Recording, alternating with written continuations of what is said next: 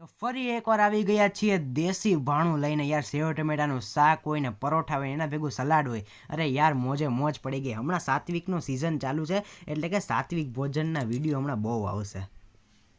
Hello guys, તો આ લાલ લાલ ટમેટા તમને દેખાઈ રહ્યા છે ને, તેને આપણે બનાવવાનું છે સેવ ટમેટાનું શાક. ચાલો સૌથી પહેલાં આપણે સ્વચ્છ ટમેટાને લઈ અને એના ટુકડા કરી લેશું. આ રીતે મેં આટલા મોટા મોટા ટુકડા રાખ્યા છે ટમેટાના. ત્યારબાદ આપણે સેવ ટમેટાનું શાક બનાવવાનું છે. સાંજના ભોજનમાં તો સેવ ટમેટાનું શાક જ બહુ સરસ લાગે છે.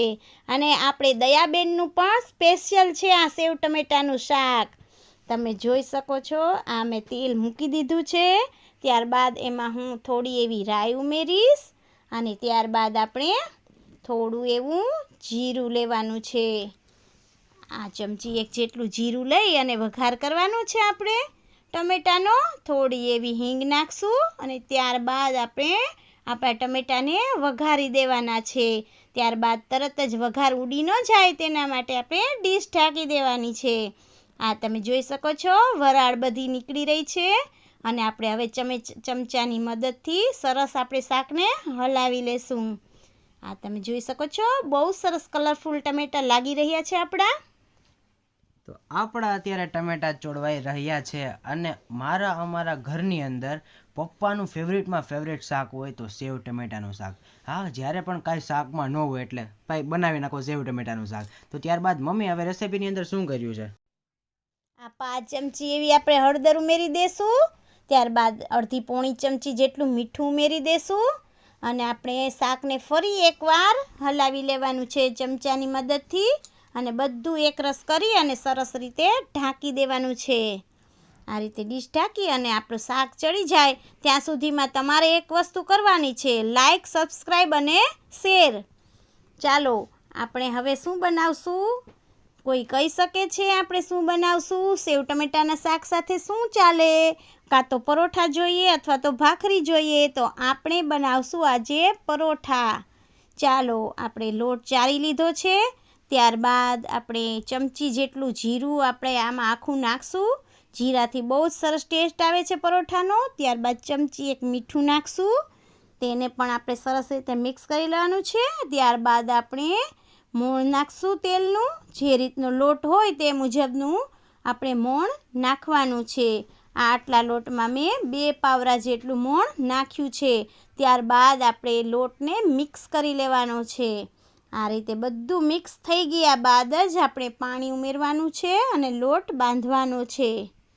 અમારા જૂનાગઢની અંદર તો ચલણ છે, તમારે ત્યાં ચલણ છે કે નથી એ અમને ખબર નથી, પરંતુ અમારે ત્યાં જ્યાં પણ લગ્ન હોય અને આગલે દિવસે એવો જમણવાર ન હોય તો ત્યારે પાઉંભાજી અથવા તો સેવ ટમેટાનું શાક અને પરોઠા રાખવામાં આવે છે. અને જ્યારે સેવ ટમેટાનું શાક હોય ને એના ભેગું છાશ, અરે યાર કાચું અને સલાડ અને સંભારો હોય ને યાર મોજે મોજ પડી જાય. ઓમે આપણે તો કહીએ છીએ ને કે ભાઈ કાઠિયાવાડી જમવાનું એટલે યાર બેસ્ટ જમવાનું. એમાંય દેશી રીતના આપણે ખાધું હોય ને એ પણ ગામડામાં ખાધું હોય ને તો યાર મોજે મોજ પડી જાય. તો હવે મમ્મી રેસીપી કહે, કારણ કે મેં મારો ટાઈમ પાસ કરી લીધો છે. ત્યારબાદ આપણો લોટ આ બંધાઈ રહ્યો છે. સરસ રીતે આપણે કૂણો અને સ્મૂથ લોટ બાંધી લેવાનો છે. બધું જ આ કાથરોટની અંદર હોય લોટ એ બધો આપણે સરસ રીતે આમાં મિક્સ કરી દેવાનો છે અને ટૂંપવાનો છે 2-5 મિનિટ સુધી. ત્યારબાદ આપણે એને ઢાંકી અને 10 મિનિટ સુધી કૂણાવા દેવાનો છે. સરસ રીતે આપણો લોટ કૂણાઈ જાય ત્યારબાદ જ આપણા પરોઠા સ્મૂથ અને સરસ બનશે. તો હવે બીજી બાજુ આપણે શાકને પણ જોઈ લઈએ, ચેક કરી લેશું કે આપણું શાક કઈ રીતનું થઈ રહ્યું છે.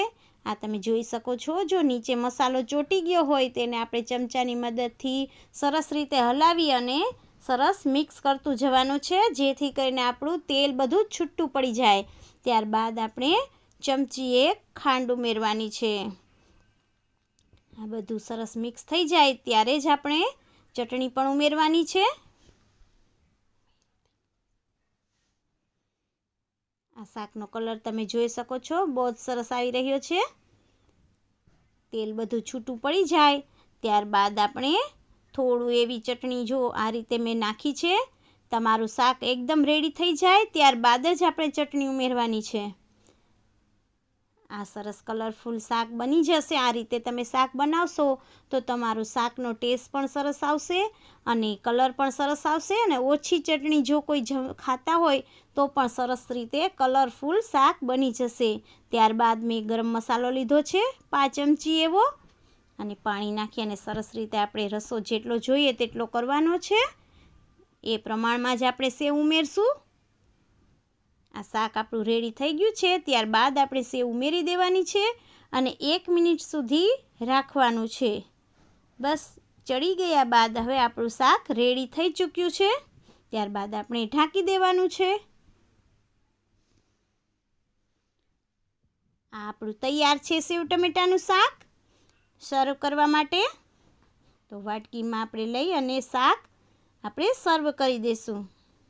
ત્યારબાદ આપણે એના પર ધાણા ભાજીથી ગાર્નિશ કરી દઈશું. તો હવે આપણું સેવ ટમેટાનું શાક રેડી થઈ ગયું છે. તો બીજી સાઈડ હવે આપણે બનાવવાના છે પરોઠા.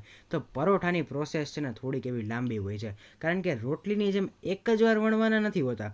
પહેલાં એને વણવાનું હોય છે, પાછું તેની ઉપર તેલ લગાવવાનું હોય છે, પાછું લોટમાં ડૂબાડવાનું છે, પછી પાછું તેને થોડુંક વણીને પાછું લોટમાં ડૂબોળીને અને પછી પાછું પડ કરવાનું હોય છે. આપણે કેપ્શનની અંદર પણ એ જ રાખેલું છે કે પડવાળા પરોઠા, અને પરોઠાની અંદર પડ ન હોય તો એ પરોઠા શું કામના ભાઈ? તો રેસિપી મમ્મી હવે તું કહી દે કઈ રીતના, કે ભાઈ કઈ રીતના રીતથી પરોઠા બનાવવાના હોય છે. આ રીતે મેં પરોઠાને ત્રિકોણ શેપમાં વણી લીધું છે અને ત્યારબાદ હું લોઢીમાં તેને ચોળવી લઈશ. અમારા ઘરમાં તો આ રીતના ત્રિકોણ પંજાબી પરોઠા ખાય છે. તમારે લોકોને કેવા પરોઠા ખાય છે તે કોમેન્ટમાં જરૂર જણાવશો. ગોળ ખાય છે કે ત્રિકોણ થાય છે, કે તમે રૂમાલ રોટલી જેવા ચોરસ બનાવો છો, એ કોમેન્ટમાં જરૂર જણાવશો. આ એક સાઈડ તેલ લગાવી લીધું છે. ત્યારબાદ આપણે બીજું પણ ફેરવી લેવાનું છે.